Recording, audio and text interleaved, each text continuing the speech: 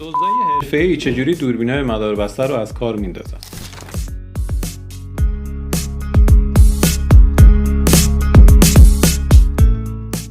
تو این ویدیو همراه من باش تا بهت بگم چجوری این کار رو انجام میدن. البته اینو بگم این ویدیو برای بالا بردن سطح امنیتی دوربین است و آخرین موردی که میگم از همه مهمتره.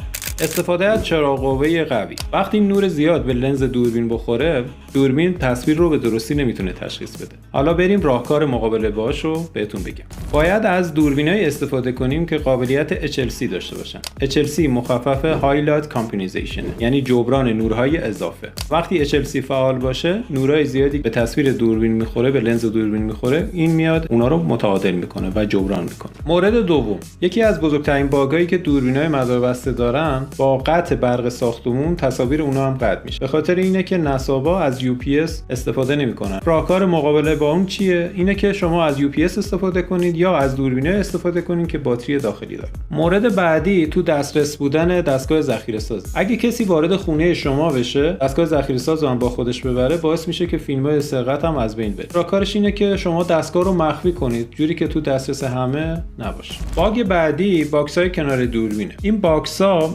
معمولاً آداپتورها رو توش قرار میده. حالا اگه این باکس‌ها رو تخریب کنن، دوربینا از کار میفته. راهکارش اینه که باکس‌ها رو تو باکس‌ها آداپتور قرار ندید و از لوله‌های فلزی استفاده کنید برای محافظت کابل دوربینا.